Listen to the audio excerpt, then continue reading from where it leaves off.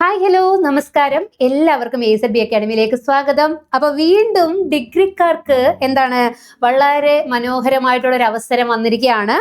എന്താണെന്ന് ചോദിച്ചു കഴിഞ്ഞാൽ നമുക്ക് ലോക്കൽ സെൽഫ് ഗവൺമെന്റ് ഡിപ്പാർട്ട്മെന്റിലെ എക്സാം ആണ്, സെക്രട്ടറി പോസ്റ്റിലേക്കുള്ള എക്സാം. അപ്പൊ ആർക്ക് എഴുതാൻ പറ്റുക? ഡിഗ്രിക്കാർക്ക് തന്നെയാണ് എഴുതാൻ പറ്റുന്നത്.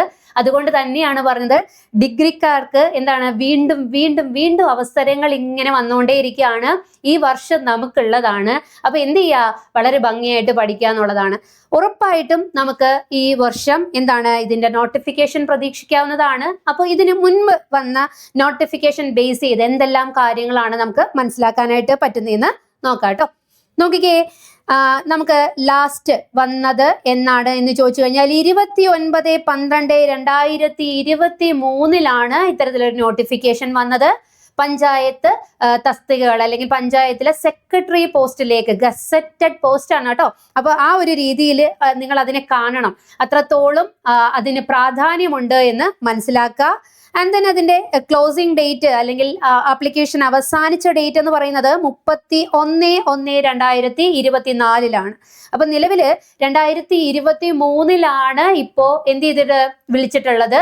കാലം കഴിഞ്ഞു, 2026 ആയിരിക്കുകയാണ്.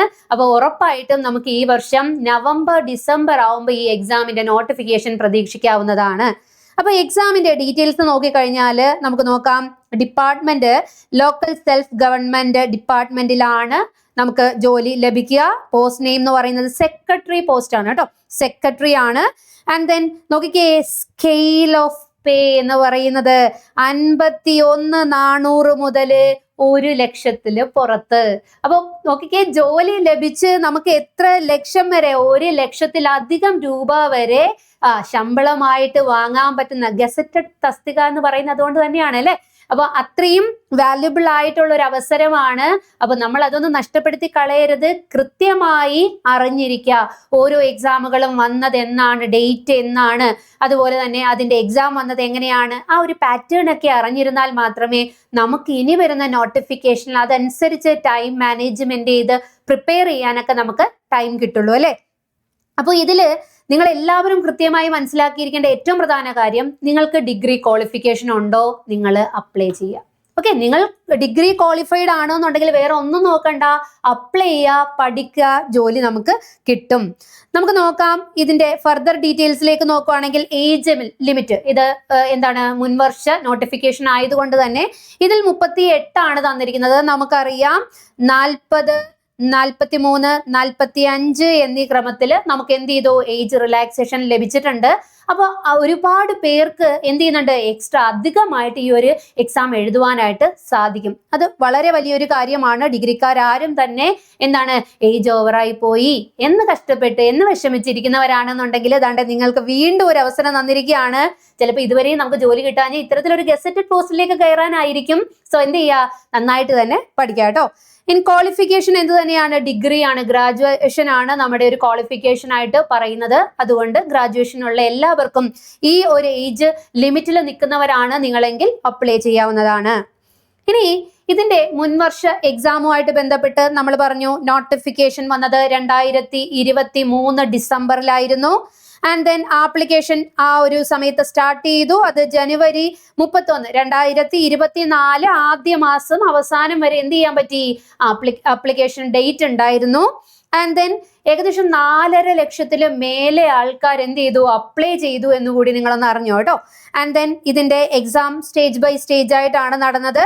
മെയ്യിലാണ് ഇതിന്റെ എക്സാം ആദ്യം നടന്നത്. അതിന്റെ ഫസ്റ്റ് സ്റ്റേജ് നടന്നത് മെയ്യിലാണ് എന്നുകൂടി അറിയാം. അപ്പോൾ നോട്ടിഫിക്കേഷൻ വന്ന് ഏകദേശം 5-6 മാസത്തിനുള്ളിൽ പരീക്ഷയും വന്നിരിക്കുകയാണ്.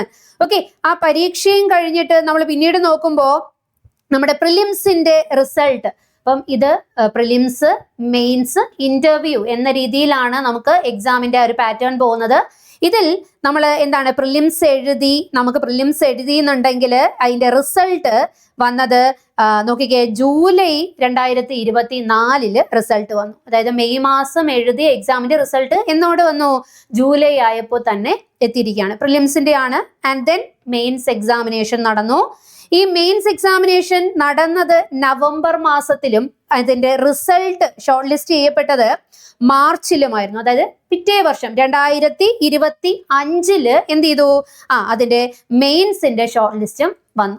ഓക്കെ, അപ്പൊ ആ ഒരു കാലഘട്ടം അല്ലെങ്കിൽ ആ ഒരു സമയം പോകുന്നത് അറിഞ്ഞിരിക്കുക. ആൻഡ് ദെൻ പിന്നീട് ഇന്റർവ്യൂ ഡേറ്റുകൾ വന്നു. ഇന്റർവ്യൂ നമുക്ക് ജൂൺ മാസം 2025 ജൂൺ മാസമാണ് ഇന്റർവ്യൂകൾ നടന്നത്.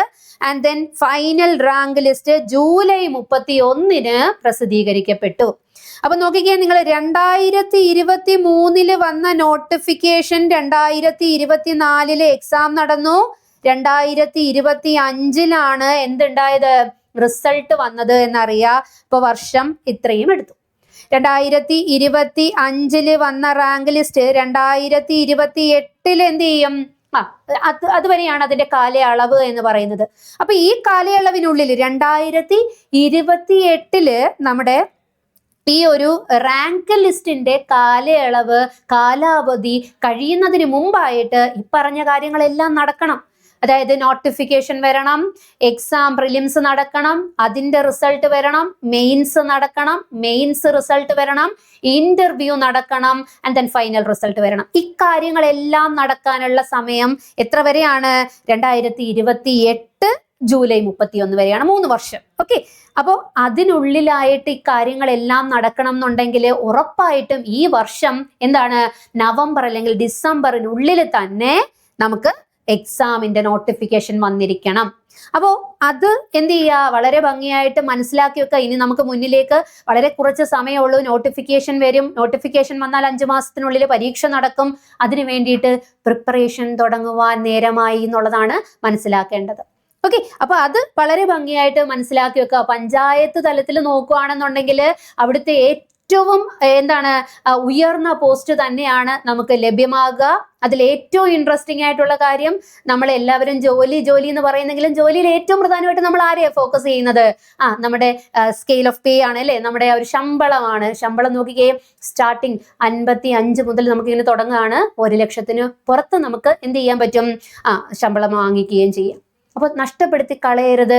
ഇതുവരെയും നമുക്ക് കിട്ടിയില്ല, ഇതുവരെയും ഡിഗ്രി ക്വാളിഫിക്കേഷനിലെ എക്സാമുകൾക്ക് തയ്യാറെടുത്തുകൊണ്ടേയിരിക്കുന്നു, പഠിച്ചുകൊണ്ടേയിരിക്കുന്നു, ലഭിച്ചില്ല എങ്കിൽ മനസ്സിൽ ഉറപ്പിക്കുക, എന്തുകൊണ്ടാണ് ഇതുവരെ ലഭിക്കായിരുന്നത്, നമുക്ക് ഇത് ലഭിക്കാൻ വേണ്ടിയിട്ടായിരിക്കും ഇതുവരെയും കിട്ടാഞ്ഞത് കേട്ടോ. അപ്പൊ എന്ത് ചെയ്യുക, വളരെ ഭംഗിയായിട്ട് തന്നെ പഠിക്കുക എന്നുള്ളതാണ്. വളരെ ഭംഗിയായിട്ട് പഠിച്ചു കഴിഞ്ഞാൽ നമുക്ക് ജോലി നേടിയെടുക്കുവാനായിട്ട് കഴിയും. അപ്പോൾ ഞാൻ എപ്പോഴും പറയുന്നത് പോലെ നോട്ടിഫിക്കേഷൻ ഈ മാസം അല്ലെങ്കിൽ ഈ വർഷം വരും, ഈ വർഷം അവസാനം വരട്ടെ, എന്നിട്ട് പഠിച്ചു തുടങ്ങാം. എന്തിനാണ് നമ്മൾ കാത്തിരിക്കുന്നത്? ഞാൻ നേരത്തെ പറഞ്ഞതുപോലെ 4.5 ലക്ഷത്തിൽ മുകളിൽ ആളുകൾ അപ്ലൈ ചെയ്ത ഒരു പോസ്റ്റാണിത്. അപ്പോൾ ഇത്രയും ആളുകളോടുകൂടി നമ്മൾ മത്സരിക്കുകയാണ്. ഏജ് റിലാക്സേഷൻ കിട്ടിയത് കൊണ്ട് അംഗങ്ങളുടെ എണ്ണം അല്ലെങ്കിൽ ആപ്ലിക്കേഷന്റെ എണ്ണം വളരെ കൂടും. അപ്പൊ ആ കൂടുന്നവരിൽ നമ്മളെ ലിസ്റ്റിലേക്ക് എത്തപ്പെടുകയും നമുക്ക് ജോലി കിട്ടുകയും ചെയ്യണമെന്നുണ്ടെങ്കിൽ നമ്മൾ ഇന്ന് മുതൽ പഠിച്ചു തുടങ്ങണം, ഇപ്പോൾ മുതൽ തന്നെ പഠിച്ചു തുടങ്ങണം. അപ്പോൾ ഉറപ്പായിട്ടും ഈ അവസരത്തെ നിങ്ങൾ പാഴാക്കി കളയരുത്. വളരെ ഭംഗിയായിട്ട് തന്നെ പഠിക്കാനായിട്ട് ശ്രമിക്കുക. പഞ്ചായത്ത് തലത്തിലെ സെക്രട്ടറി പോസ്റ്റിലേക്ക് നമുക്ക് എല്ലാവർക്കും എന്ത് ചെയ്യാൻ പറ്റും, വരാൻ പറ്റും. എങ്ങനെയാണ് എങ്കിൽ പഠിക്കുകയാണ് എങ്കിൽ. അപ്പോൾ ആരും തന്നെ ഈ ഒരു അവസരം പാഴാക്കി കളയരുത്. ഡിഗ്രി ലെവലിലുള്ള പരീക്ഷകൾക്ക് വേണ്ടിയിട്ട് നമ്മുടെ കോഴ്സസ് അവൈലബിൾ ആണ്, ലോങ് ടേം ബാച്ചസ് അവൈലബിൾ ആണ്. സോ പഠിക്കാൻ താല്പര്യമുള്ളവരാണ്, ജോലി വാങ്ങാൻ ആഗ്രഹിക്കുന്നവരാണ്, അതിനു വേണ്ടിയിട്ട് വർക്ക് ചെയ്യാൻ ഇൻട്രസ്റ്റ് ഉള്ളവരാണെന്നുണ്ടെങ്കിൽ ഉറപ്പായും നമ്മളോടൊപ്പം ജോയിൻ ചെയ്ത് നിങ്ങൾക്ക് പഠിക്കാവുന്നതാണ്. കൂടുതൽ വിവരങ്ങൾക്കായിട്ട് താഴെ തന്നിരിക്കുന്ന നമ്പറിൽ നിങ്ങൾക്ക് കോൺടാക്ട് ചെയ്ത് വിവരങ്ങൾ അറിയാവുന്നതാണ് കേട്ടോ. അപ്പൊ ആരും തന്നെ ഈ ഒരു അവസരം പാഴാക്കി കളയരുത്. മറ്റൊരു വീഡിയോയുമായി വീണ്ടും കാണാം. Thank you so much.